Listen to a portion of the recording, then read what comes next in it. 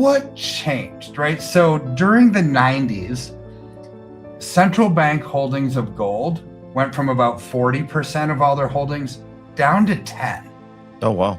Like literally 10. Why did it go to 10? Well, because America was fat and happy. Well, it's great to have you back, Dr. Kirk Elliott, amweknow.com/gold in the description box below. What an amazing week to see another victory in the Supreme Court. Man, we're just watching the Democrats implode, and they're losing their minds, and we continue to get victories on that side. So it's just been a great news week. It has been a great news week. I mean, sometimes no news is good news. Sometimes news overload, right, is good news for the markets. We just have to be full of wisdom and discernment to understand what's going on. But you're right. It was a good week for news, right? So, right, yeah. And it just shows us that, no matter how bleak things look, no matter how much it seems like the foundations around us are eroding, if you know where to look, you can see God moving all the time. That's right. And it's just exciting when you look at it from that perspective, right? So everything that I look at, goes through a spiritual lens first, but then be through an economic lens, right? Because it's what I do, right? I'm not a mechanic. I'm not a politician. I'm an economist, right? So those are but I'm a Christian economist. So those are the lenses that I look through. So, I was thinking this morning, it's like, where are gold and silver going, right? Which, when you think about that more philosophically, you have to think, how did it get to where it's going and why, right? Yeah. And if what caused it to get to where it's going, is that going to continue, right? So I'm just thinking about it, and you look back and you go all the way back to the 90s, or maybe even the 80s, right? So it's like, okay, Reagan came into power in 1980, and the 80s were a really good decade for America, right? So the Berlin Wall came down. Interest rates came from an all-time high after Carter years, when they were 18%, down to low. Taxes were reduced. So Americans' wallets became kind of fat and happy, right? Which has both pros and cons. When you become too fat and happy for too long, you don't really have a lot of reliance on God, right, as a nation. Yeah. And so you start to slip away, right? You start to make goofy decisions. It's just when people have reliance on God, they make wiser decisions, right? Even though sometimes it's in the midst of a desert experience, right? But imagine if we could get to the point where you're like at the pinnacle of the mountain and you're still relying on God, then you just keep climbing, right? But anyways, you look at what happened in the 80s, and it was all kind of a function of what happened in 1971 when Nixon closed the gold window, right? He changed money forever, right? So we purely became a fiat-based currency, and then we became an oil-backed currency with the petrodollar. That created a boom and bust cycle that still to this day hasn't ended. But in the 80s, it became a decade of kind of excess. Then that rolled into the 90s, right? So you look at what happened, what changed, right? So during the 90s, central bank holdings of gold went from about 40% of all their holdings down to 10. Oh, wow. Like literally 10. Why did it go to 10? Well, because America was fat and happy, right? It's like the dollar was king. The Japan real estate crisis had happened. Japanese economy had imploded. The Berlin Wall came down. The Cold War was over. Globally, money started flowing into America, and central banks took account of that and said, why do we need this stinking gold, right? Let's go from 40% down to 10, and let's have the US dollar be the asset of choice for safe haven investing, right? So that was the 90s. Then you roll into the 2000s, same story. 2008, 2009 happened, game changer again, right? So people realized, oh no, the emperor has no clothes, right? All of this financial miracle that we've seen was kind of built on leveraged debt.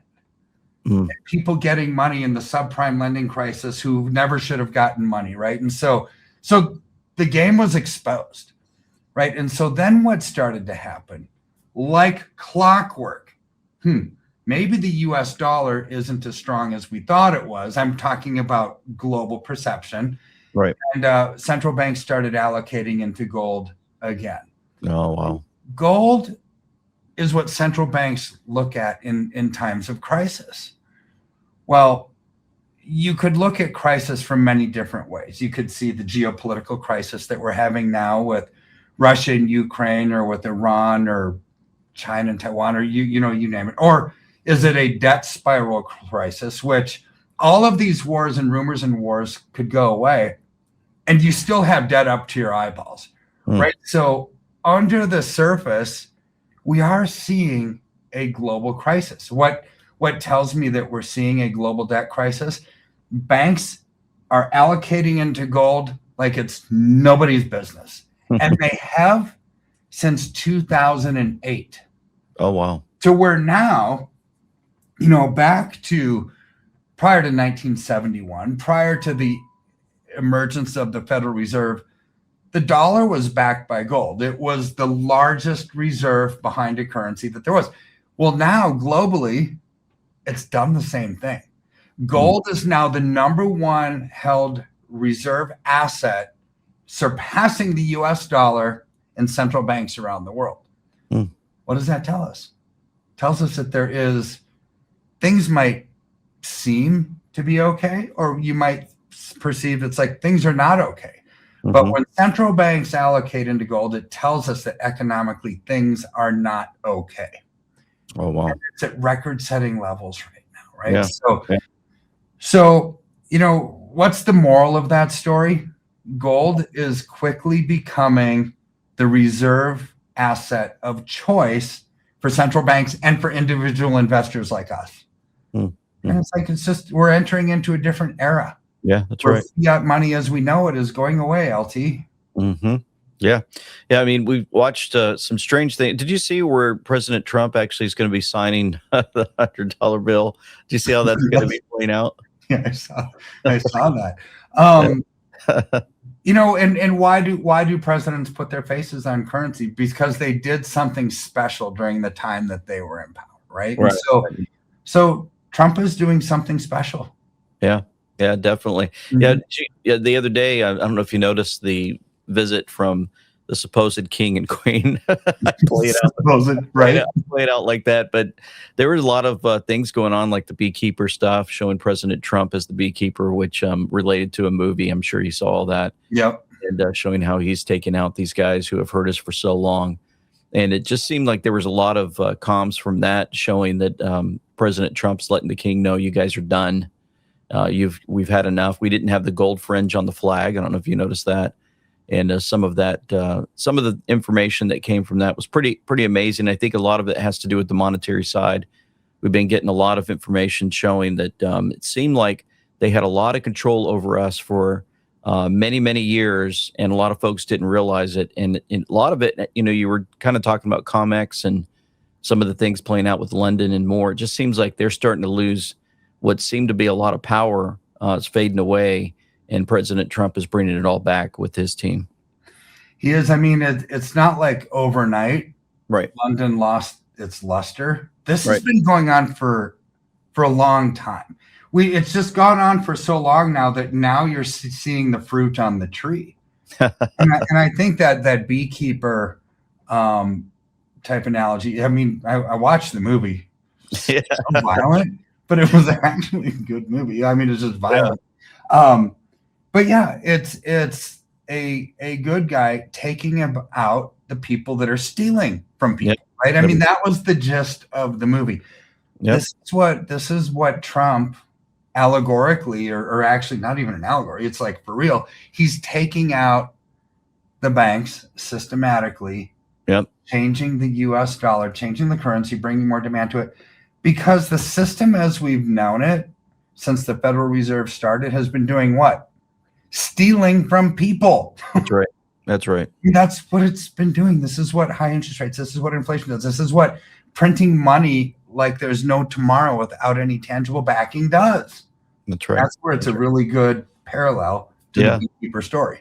Yeah. Yeah. Pretty amazing. They had the picture of McKinley up there to kind of show folks going back to that time frame when America was doing well. And it was just there's just a lot of great things that were playing out for us and more, especially when it related to money. And so excited about that. And of course, we had the reminder that no tax on tips this year and some other things helping people out regardless of all that's playing out. And they could take that extra money and actually allocate it into precious metals and help them grow. Yeah, absolutely. And it's a great time to do so, right? It's like we talked maybe a few weeks ago about how all these other economists are saying where they think silver is going to go. And we're talking about gold on this show, but silver is outperforming gold. Yeah. I mean, even this week, you look at what it's doing, and there's Jesse Colombo. I love him with the Bubble report, right? He does some really great research. Yeah. So he talked about, had this research article, how gold and silver volatility has plunged. Okay. Mm-hmm. So don't take that as a negative for all of you are saying, oh, gold and silver plunging. No, volatility is plunging, which means what? It's calming down. Mm. It's not as volatile. And so when there's a lot of uncertainty in any market, you have extreme volatility, and you can see massive up days and massive down days, and that's volatility. Now that volatility is coming down, I mean, look at that chart, right? So when you look at that chart, those price moves, they go up, they come screaming down. They go up, they come screaming down. What do they bounce off of? A moving average trend line, almost like clockwork. They don't go below that trend line. Right. So when you now couple this with volatility, when the markets calm down and things just start going more normal, what does that tell us? It means there's a strong rational reason behind why investors globally, including central banks, hedge funds, individual investors like us, go into any asset because they view it as safe, right? So volatility tells us this is a lot of trading mentality, right? People just locking in quick profits. It's a day trader mentality. The lack of volatility tells us markets are moving in a good direction and there's sound fundamental reasons behind it, right? So what Jesse's saying here is this lack of volatility means when historically that has happened, when volatility hits a low point, the markets go up and they go up robustly, right? So we've now gone through this phase of external forces causing volatility, whether it's the Iran conflict, whether it's some story about interest rates or who's going to be in the Fed or what's China doing. And when there's a lot of uncertainty, markets are going to go up and down and a lot in one day. And unless you have like intestines of steel, it's going to really bother you, right? But I'm telling you, don't let it bother you, right? Because this is telling us this upward moving trend that nothing has changed fundamentally. It's going to grow nicely, right? So use this I wouldn't call it a bottom point, right? But this correction off of its peak, bouncing off moving averages, already bouncing up nicely this week. Use that to your advantage and allocate into strength, and don't lose any sleep over it. Yeah. Outstanding. You had a video that you wanted to show from Ray Dalio. You show that real quick. Yeah, let's watch it and then we'll talk about it briefly. Okay. Yep, real quick here. On August 15th, 1971, President Nixon, on a Sunday night, made the announcement that the United States was going to default on its obligation to pay gold, give gold for money. And so I thought it was going to be a big crisis. I went on the floor of the stock exchange, and I thought it would go down a lot, and I couldn't have been more wrong. It went up a lot, and that was because I didn't ever go through a devaluation before. So I studied history and found out that in March 1933, Roosevelt made the same exact announcement on the radio and did the exact same thing of severing gold and so on. And then I started to understand the mechanics of it. And as a result of that, I got in the habit, because I have to bet on these things, I got in the habit of studying important things that happened before my lifetime. And I found that the same pattern happened over and over again for the same reason. So what I'm watching now is like watching the movie that I've seen many times before. How about that? Yeah. So in layman's terms, what did he say? It's like, okay, whenever governments run into problems, they devalue the currency, which just means they're going to print it like it's going out of style. They print, because it's easier for governments to print money to come up with the money they need to pay obligations rather than raise taxes. Mm-hmm. Right? Raising taxes is ugly. It hurts. People vote on that. It's like, I don't, read my lips. No new taxes, right? It's like people vote on that stuff. Right. So, but people don't vote on, are they going to print money or not? Nobody even really knows. Right. So what governments tend to do when they're running out of money is they print. Printing devalues the currency. It takes more of that junk currency, by basically monopoly money, to buy valuable goods and services. That's what inflation is. So what Dalio is saying, that after crisis, like in 1933, in 2008, even in 2000 after 9/11, what happens? The governments print money. And he's saying right now we're seeing a time of global crisis. And it's not just the United States. Right. Governments all over the world are printing their way out. You could almost say it's an inflate or die scenario. So when you cause inflation by printing money, it devalues your currency. So what he's saying is during that devaluation, it causes inflation. Things go up with inflation. Like the stock market went up. Well, how could the stock market go up if they're devaluing the currency? Because they're printing so much that money finds its way back into the system in the form of stimulus, right? So, but what else goes up when you devalue things? Tangible assets. Real estate goes up, gold and silver goes up, because it takes more of that junk currency to buy it. So what we're seeing and what Dalio is saying is we're definitely in a time of global devaluation of currencies. It's not deflation, it's devaluation, right? It's decreasing the amount that each unit of currency will buy because you print, and that causes inflation. It makes it more worthless, right? So in that time frame, you invest into things that go up with inflation. So you could, like what Dalio is saying, you could invest in the stock market because ultimately stimulus will find its way back in.